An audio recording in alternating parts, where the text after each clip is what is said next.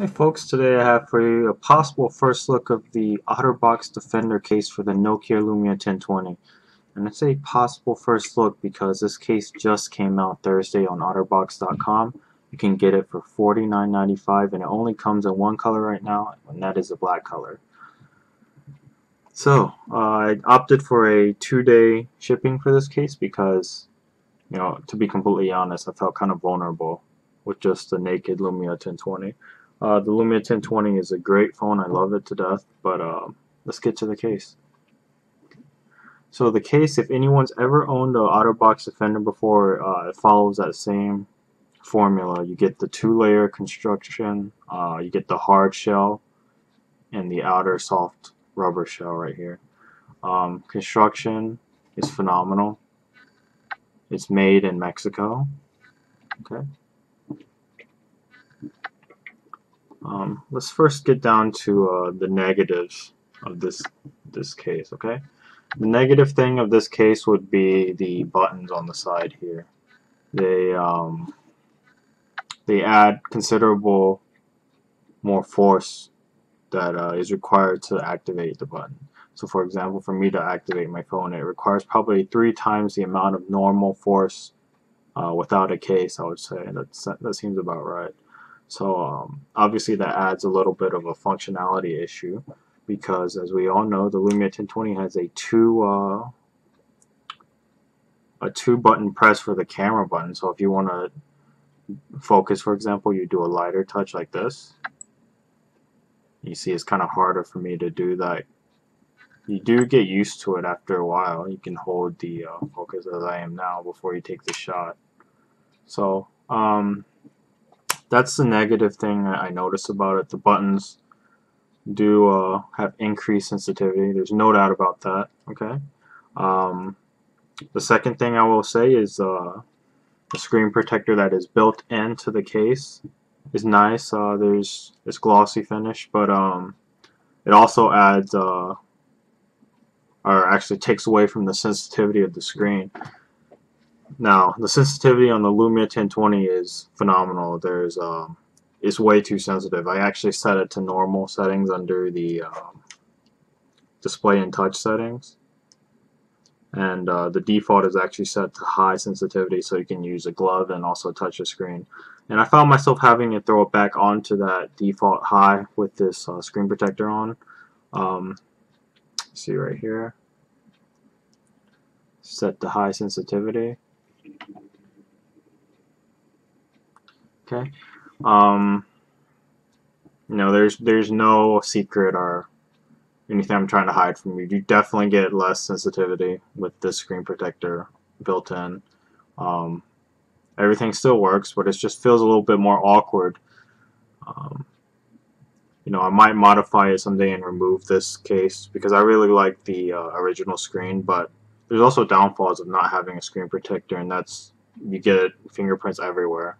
So I mean, you do get some positives here. You get the premium protection, but you do lose out on sensitivity a little bit. It still works just fine, and I'll play a game just to show you that the sensitivity does still work fine. But compared to normal, it is definitely less.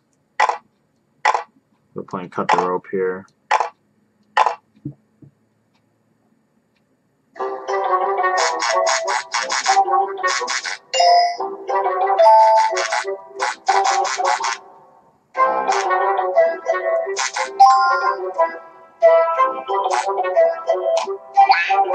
Oh, I fell, but the sensitivity is pretty much fine.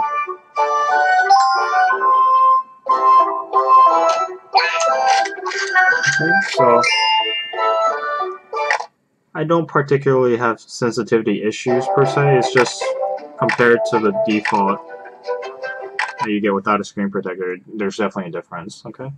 The second thing I want to talk about is the back of the case. Now, anyone who's ever used a Lumia 1020 or owns one knows that it is very, very awkward to hold this phone. There's usually a bulge here right where the lens is, and when you hold it, the shape of the phone, although it feels nice, it's very awkward. It feels like it wants to slip out of your hand. And I have to say, with this case, it feels amazing. There is added bulk here. There's no doubt about it. There is added bulk, but it's a functional type of bulk. It fits nicely in the palm of your hand. You see here, everything is completely flat now, so you can lay it on the table with no problem at all. There is really no balancing issues, whereas if you had the camera case I have right here, you see it would lay here kind of lopsided. Without the case, it'd be the other way around, like that, like this. So with this case, you have a really nice flat flat laying surface, and you can also do this with the front because it's such a good, nice case here. Everything's protected from head to toe. The only damage you could really sustain with this case is probably water damage or some type of ridiculous drop, but very nice case. So yeah, the back side, perfect. Holding this phone feels like you're holding a phone. It doesn't feel awkward anymore, so that is a positive. Now onto the ports and whatnot, the cutouts. You do see they have a nice cutout for the speaker. Okay, they have an easy to open charging port here, easy to open and close. Okay, you also get your lanyard opening here. I opted to keep it on just because I like it. You probably don't have to though with this case. Okay. On the top you have a little opening. I believe it's for the microphone. It could also be the antenna. I'm unaware of that. Whatever it is.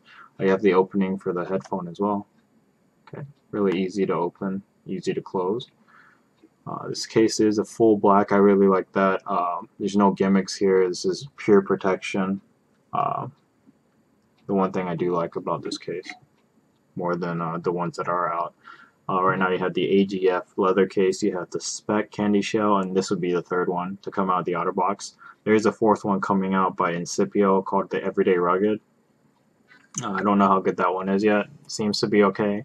I do know, however, from reading the description, the screen protector is apparently glass tempered, so that might be better than this Otterbox screen protector. This is just a normal plastic type of feel. So I really can't give any comparisons with the Incipio not out yet, but I'm okay with this one so far. I may modify the case someday and remove this screen protector if it really bothers me to that point, but everything so far is great.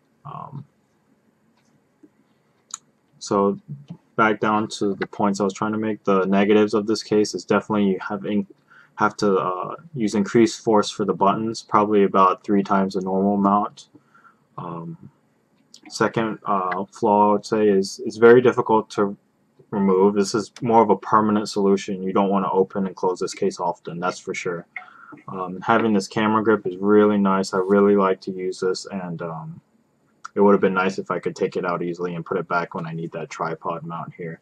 But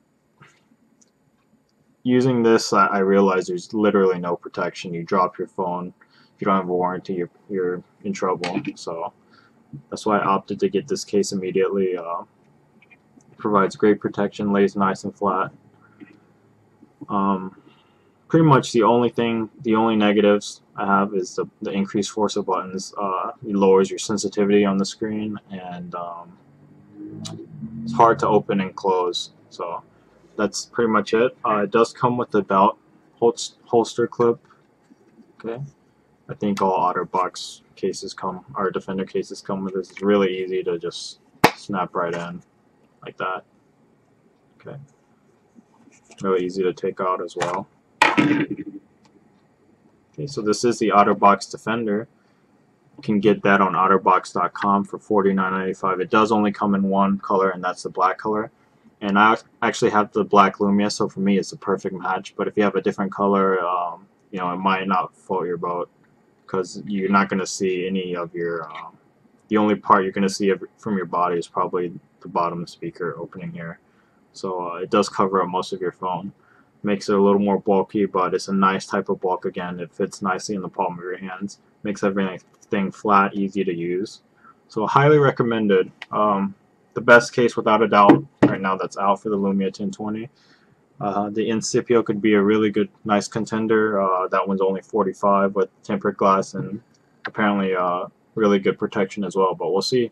For now, I'm very happy with the Otterbox, and I can't recommend this enough. So take care, everybody.